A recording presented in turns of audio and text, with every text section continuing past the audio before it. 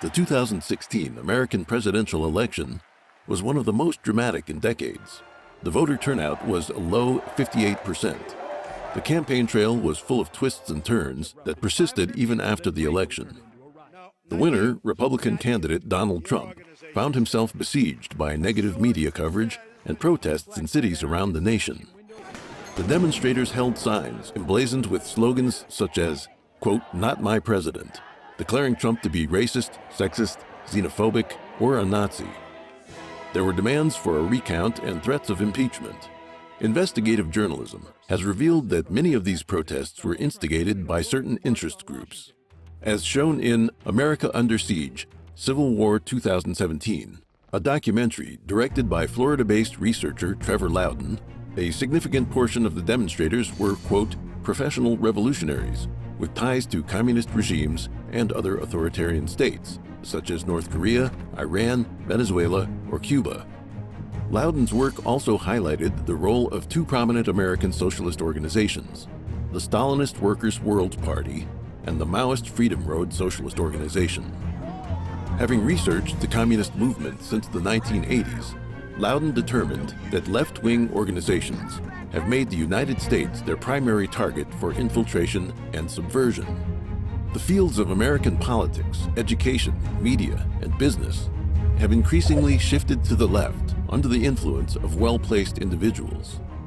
Even as people around the globe cheered the triumph of the free world after the Cold War, communism was stealthily taking over public institutions of Western society in preparation for the final struggle.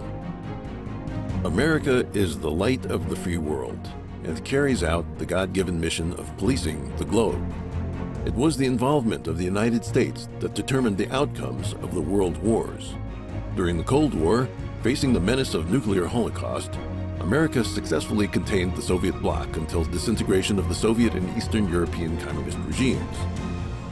The founding fathers of America applied their knowledge of Western religious and philosophical traditions to write the Declaration of Independence and the Constitution of the United States. These documents recognize as self-evident the rights bestowed upon man by God, starting with the freedoms of belief and speech, and established separation of powers to guarantee the republican system of government. While the United States fought a civil war, that war was for the purpose of fully realizing America's founding principles by ending the institution of slavery. Over 200 years, those principles have done an unparalleled job of promoting domestic tranquility and securing the general welfare promised in the preamble to the Constitution. The freedom of the Western Hemisphere runs directly counter to the goal of communism, which is to enslave and destroy humanity. Masking itself with the beautiful vision of a collective egalitarian society, communism directed its envoys in human society to carry out its schemes across the entire world. While communism manifests itself in Eastern countries, such as the Soviet Union or China, as totalitarian governments, mass killing, and the destruction of traditional culture, it has been silently and steadily gaining control over the West using subversion and disinformation.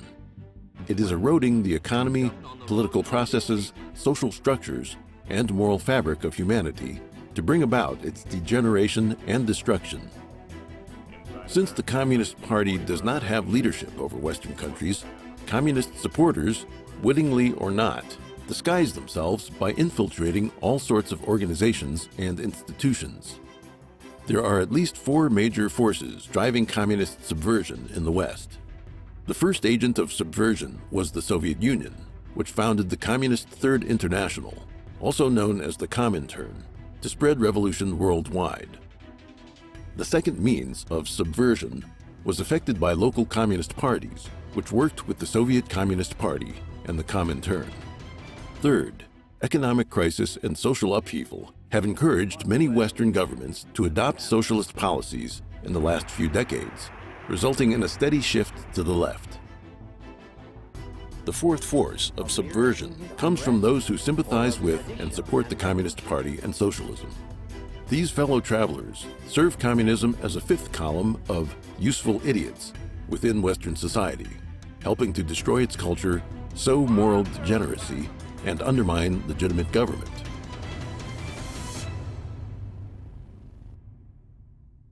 One, communism via violence and nonviolence. In the popular imagination, the Communist Party is synonymous with violence, and with good reason. In the Communist Manifesto, Marx and Engels said, quote, "The Communists disdain to conceal their views and aims. They openly declare that their ends can be attained only by the forcible overthrow of all existing social conditions." The fact that the communist regimes of Russia and China took power through violent revolution and used violence as a tool of repression drew attention away from communism's less visible forms. The branch of Marxism that advocates violent revolution is represented by Leninism, which adapted the theory in two significant respects. According to Marx, communist revolution would begin in advanced capitalist countries, but Lenin believed that socialism could be built in Russia, which was comparatively backward in its economic development. Lenin's second and more important contribution to Marxism was his doctrine of party building. Party building basically consisted of adopting the techniques of coercion, deception, and violence found in criminal organizations, and animating them with Marxist socioeconomic theory. According to Lenin, the working class is incapable of developing class consciousness or demanding revolution on its own, and it must be rallied to action by external action. The agents of revolution would be organized in a highly disciplined proletarian vanguard, the Communist Party. The British Fabian Society, founded in 1884, a year after Marx's death, took a different path in the struggle to impose socialism. The Fabian logo depicts a wolf in sheep's clothing, and its name is a reference to Quintus Fabius Maximus Verrucosus, the Roman general and dictator famous for his delaying tactics. In the Fabian Review, the first pamphlet produced by the group, a note on the cover reads, quote, "For the right moment you must wait, as Fabius did most patiently when warring against Hannibal, though many censured his delays. But when the time comes, you must strike hard as Fabius did, or your waiting will be in vain and fruitless." To gradually bring about socialism, the Fabian Society invented the policy of, quote, "permeation," to take advantage of available openings in politics, business, and civil society.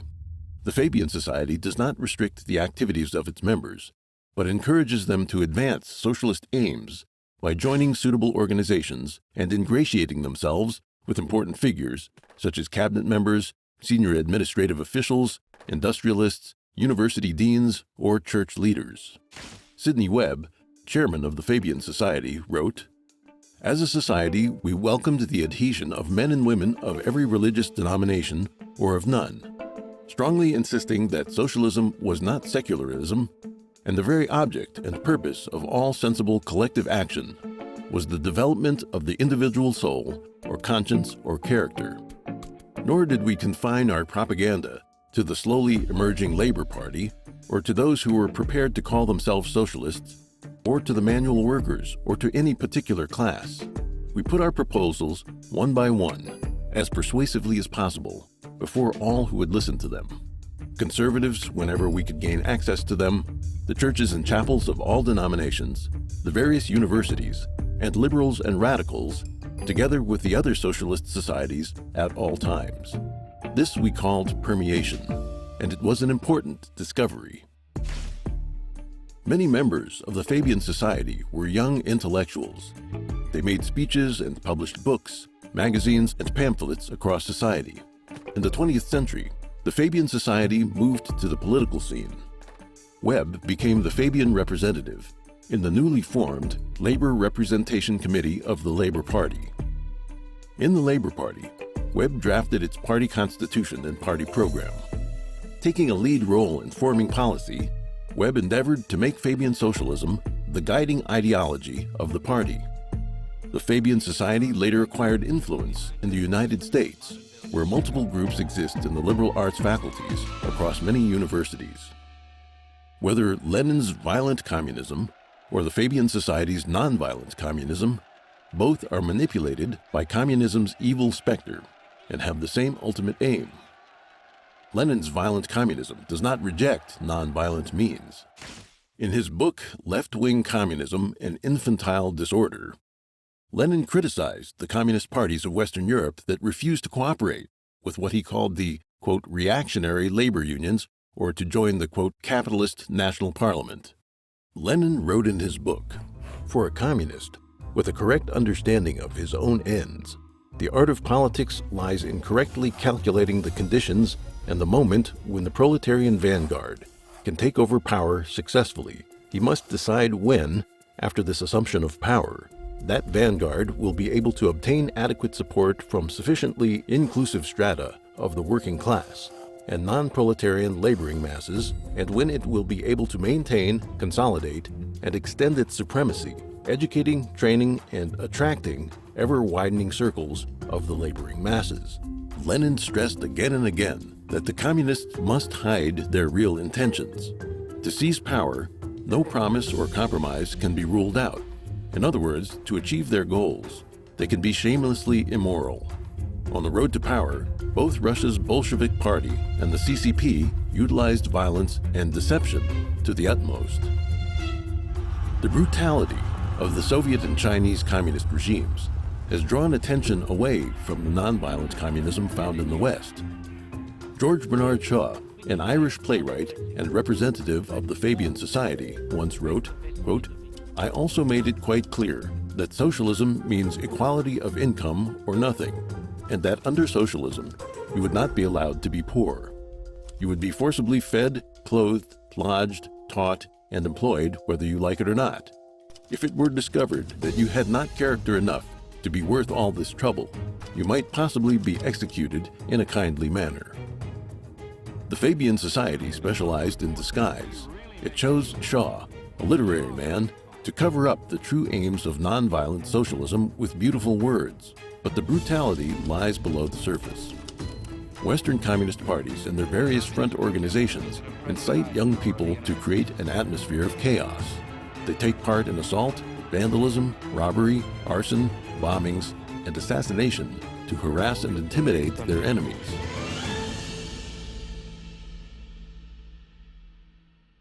Two, War of espionage and disinformation.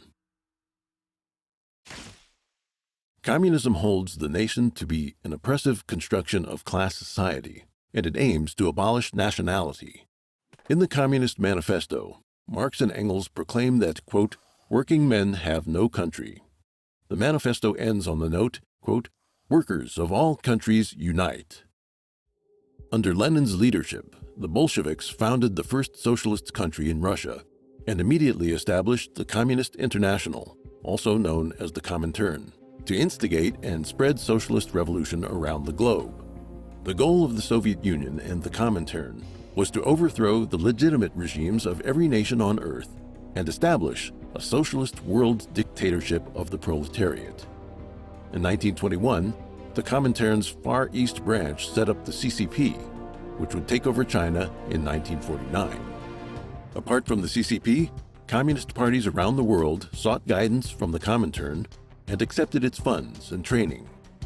With the resources of a vast empire at its disposal, the Communist Party of the Soviet Union, CPSU, recruited activists around the world and trained them to carry out subversive operations in their own countries. Founded in 1919, the Communist Party USA, CPUSA, was one such organization that followed the Comintern and the Communist Party of the Soviet Union.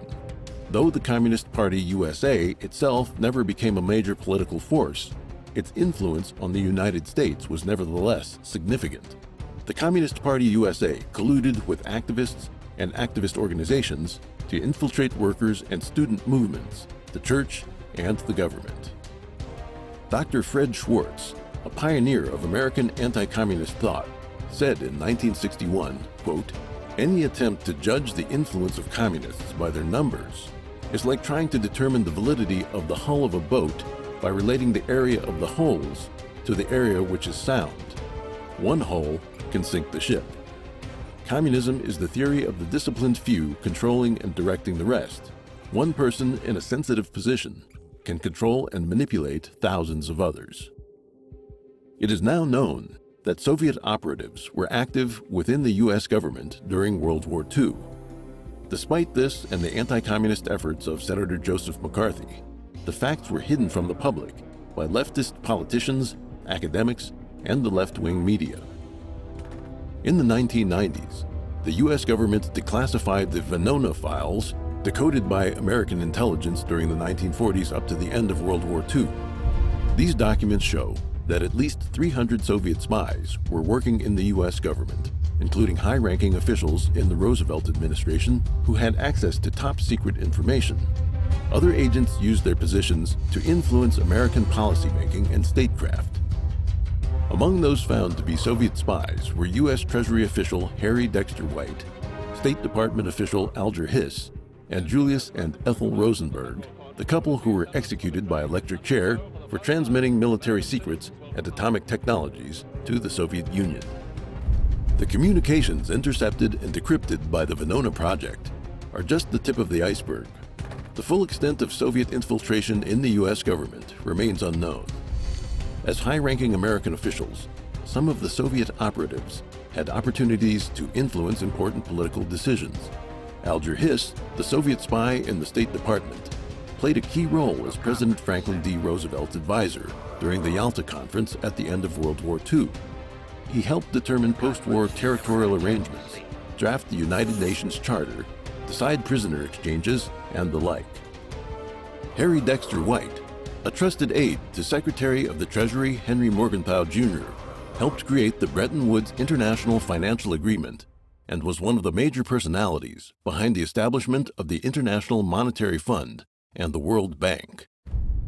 White encouraged the Chinese Nationalist Party, Kuomintang, to enlist underground CCP member Yi Zhaoding in the Chinese Ministry of Finance. Taking up the post in 1941, Yi was the architect of disastrous currency reforms that damaged the Kuomintang's reputation and benefited the CCP's rise. Some historians argue that the influence of Soviet spies and their left-wing sympathizers in American foreign policy led the United States to end military aid to the Kuomintang during the Chinese Civil War after World War II. Mainland China was consequently lost to the CCP. Some scholars, such as M. Stanton Evans, argue that Soviet spies were most successful at influencing policy. Whittaker Chambers, a Soviet informant and Communist Party USA associate, who later defected and testified against other spies, said, quote, "The agents of an enemy power were in a position to do much more than purloin documents. They were in a position to influence the nation's foreign policy in the interest of the nation's chief enemy, and not only on exceptional occasions, but in what must have been the staggering sum of day-to-day decisions." Yuri Bezmenov, a KGB agent who defected to the West, discussed Soviet methods of subversion in his writings and interviews. According to Bezmenov, the James Bond-style spies of popular culture who blow up bridges or sneak around stealing secret documents couldn't be further from the reality of espionage. Only 10 to 15% of the KGB's personnel and resources were allocated to traditional spy operations, with the rest going to ideological subversion. Bezmenov said that subversion comes in 4 stages. The first step is to foster the cultural decadence and demoralization of the enemy country. The second is to create social chaos. And the third is to instigate a crisis that would lead to either civil war, revolution, or invasion from another country, culminating in the fourth and final stage of bringing the country under the control of the Communist Party. This is called normalization. Bezmenov, whose alias was Thomas Schumann, listed 3 fields of subversion: thought, power, and social life. Thought covers religion, education, the media, and culture. Power includes government administration, the legal system, law enforcement, the armed forces, and diplomacy. Social life encompasses families and communities, health, and relations between people of different races and social classes. As an example, Bezmenov explained how the concept of equality was manipulated to create unrest.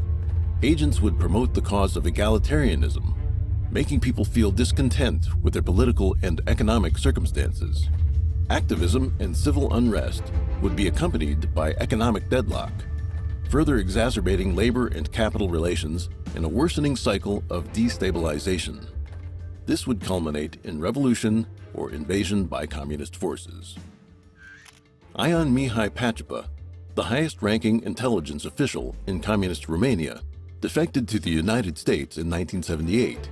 He further exposed how the former Soviet Union and communist regimes of Eastern Europe adopted strategies of psychological warfare and disinformation against Western countries. According to Pacepa, the purpose of disinformation was to alter people's frame of reference. With their ideological values manipulated, people would be unable to understand or accept the truth even when presented with direct evidence. Bezmenov said the first stage of ideological subversion usually took 15 to 20 years. That is, the time needed for the education of a new generation.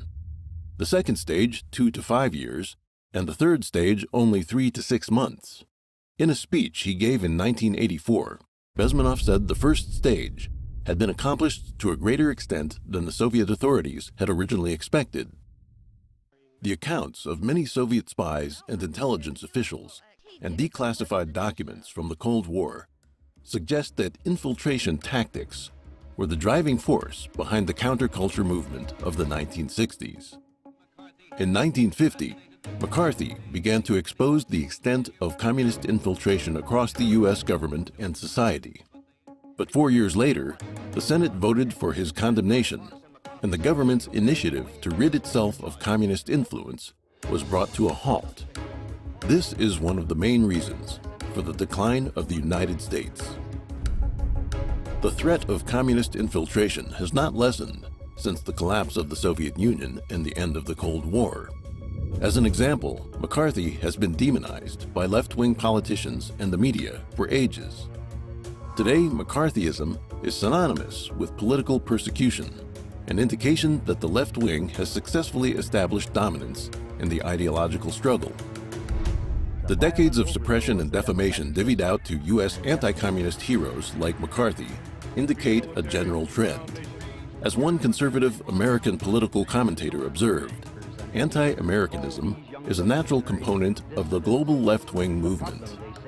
The left wing fights tooth and nail to protect adulterers, abortionists, criminals, and communists, while supporting anarchy and opposing civilization.